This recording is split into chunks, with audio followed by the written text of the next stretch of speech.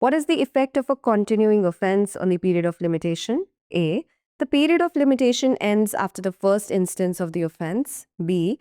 A fresh period of limitation begins at every moment during the offense continues.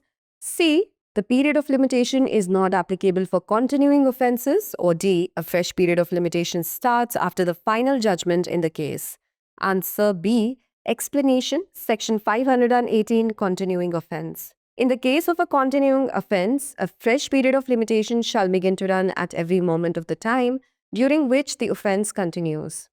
Hence, option B is the correct answer.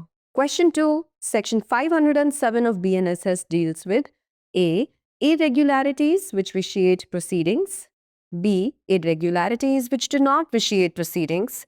C. Power to sell perishable property. Or D. None of the above. Answer A. Explanation. Section 507 deals with irregularities which vitiate proceedings. Hence, option A is the correct answer. Question 3. Whether an accused can be required to execute bail bonds to appear before the higher court before the conclusion of the trial and disposal of the appeal. A. Yes, as per Section 481 of the BNSS. B. No, only after the conclusion of the trial. C. Only after conviction by the trial court. Or D. None of the above. Answer A. Explanation. Section 481. Bail to require accused to appear before the next appellate court. 1.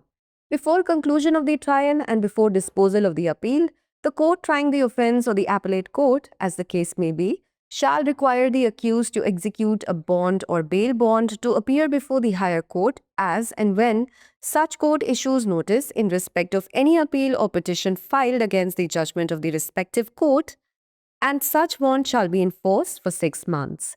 Hence, option A is the correct answer. Question 4.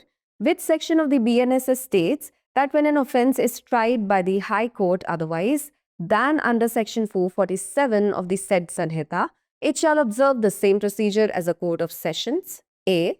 Section 518. B. Section 519. C. Section 520. Or D. Section 521. Answer C. Explanation. Section 520. Trials before High Courts.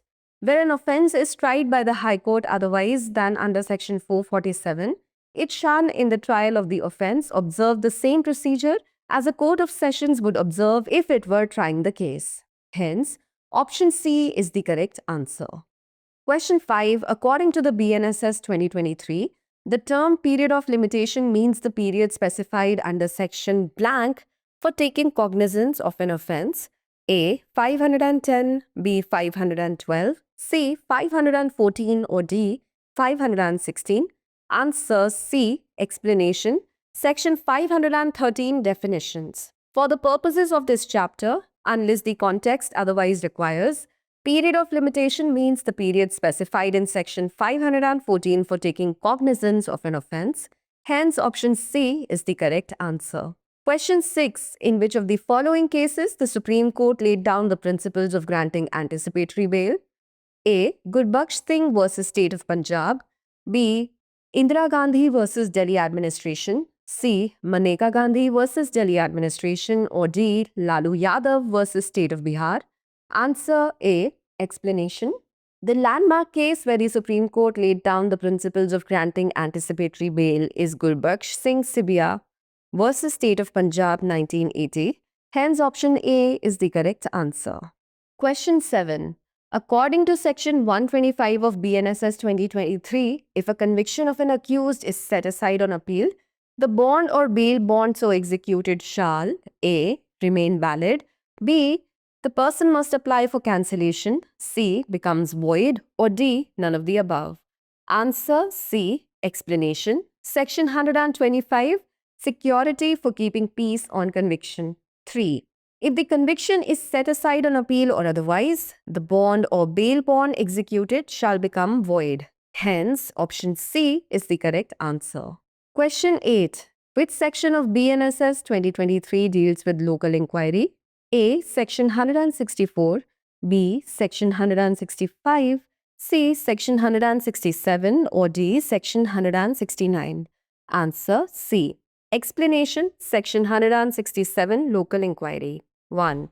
Whenever a local inquiry is necessary for the purposes of Section 164, Section 165 or Section 166, a district magistrate or subdivisional magistrate may depute any magistrate subordinate to him to make the inquiry and may furnish him with such written instructions as may seem necessary for his guidance and may declare by whom the whole or any part of the necessary expenses of the inquiry shall be paid.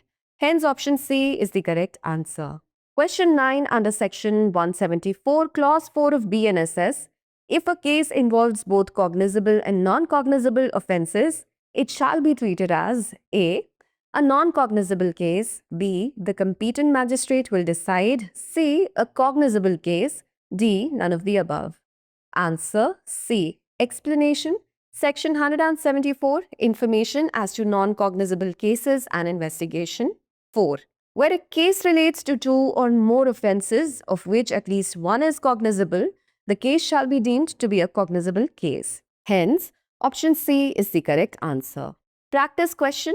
During the investigation of a rape case, Priya, 22 years old, is brought to a government hospital for medical examination. The registered medical practitioner conducts the examination without obtaining her consent and prepares the report. Based on Section 184 of the BNSS, which of the following is correct? A. The examination is valid since it was done within 24 hours by a registered medical practitioner. B. Consent is not mandatory if the examination is conducted in a government hospital. C. The examination is invalid as it was done without Priya's consent, violating Section 184. Or D. The examination is valid because Priya is above 18 and presumed to have given implied consent.